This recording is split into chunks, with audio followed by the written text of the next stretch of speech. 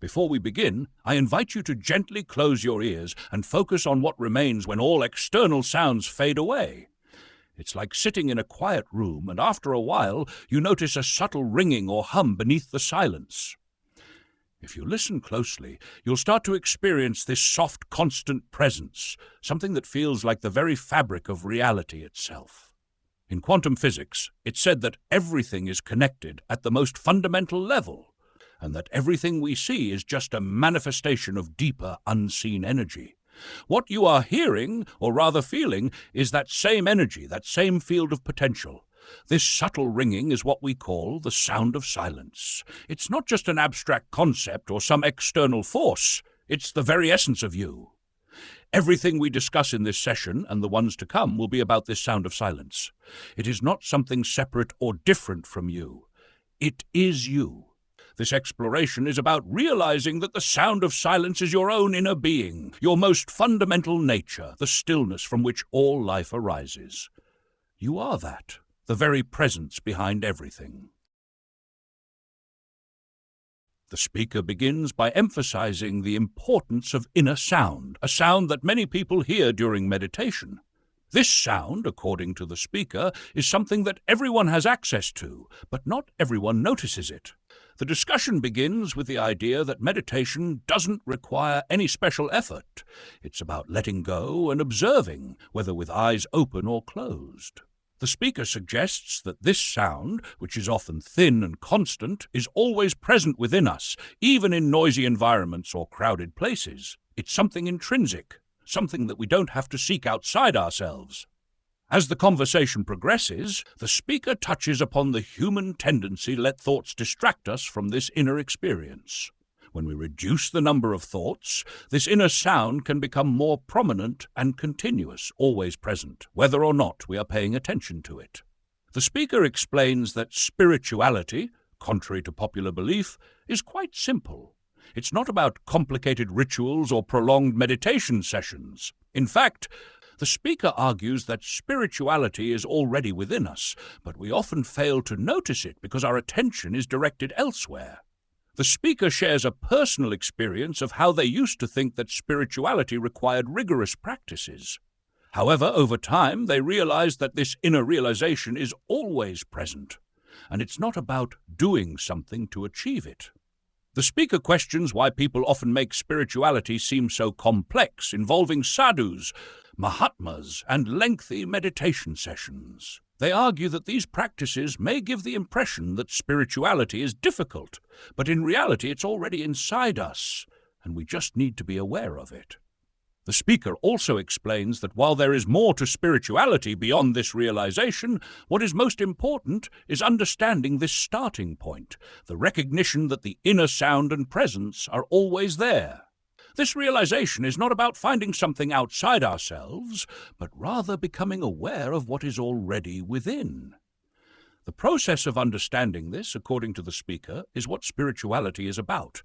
Realizing who we are, what our body and mind are, and understanding our true nature. The speaker further elaborates on the concept of realization. They clarify that it's not about gaining something new or finding the self externally. Instead, realization is the awareness that everything we need is already here, but our attention has been focused elsewhere. This universal presence is in every human, every animal, and every living being. The speaker believes that there is a misunderstanding in spiritual practices, where people believe that following certain paths will lead them to the ultimate truth. But in reality, these paths only serve to distract from the fact that the truth is already present within us. To illustrate this point, the speaker talks about the misconception people have about following a specific path to achieve spiritual goals. The speaker questions the need for maps, routes, or time to achieve spiritual enlightenment, when, in fact, the goal is already within us. The speaker emphasizes that the moment we stop trying to do something to achieve spirituality and simply observe, we will realize that it has always been present. The speaker shares an anecdote about conducting an experiment with their child. The speaker had been practicing spirituality for 9 years, believing that it required effort and discipline to reach a state of realization. But when they asked their 6-year-old son if he could hear the inner sound, the child responded affirmatively, without any prior meditation or spiritual practice. This response shook the speaker's understanding, as they realized that the spiritual experience they thought required years of practice could be accessed naturally by a child. This led the speaker to question their previous beliefs and realize that the effort they thought was necessary was in fact not required. The speaker then began sharing this understanding with others, starting with family members and expanding to friends and colleagues.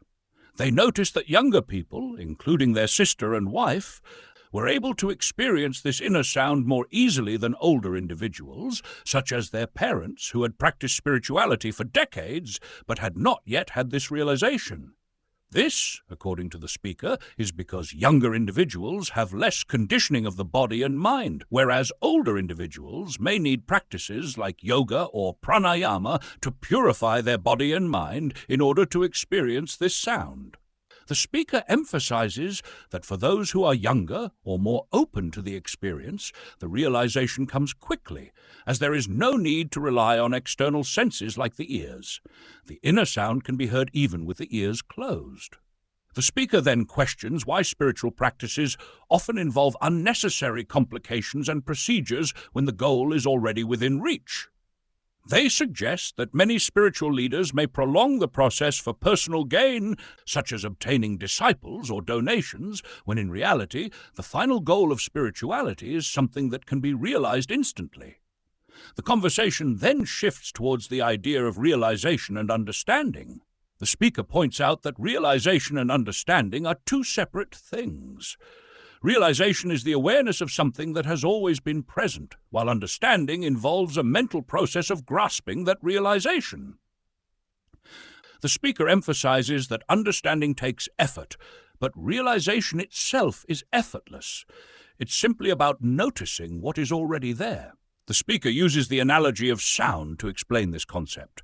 If we think about a specific sound, like the sound of a bird, that is a thought, a creation of the mind. But the inner sound that is always present is not a thought, it is a reality.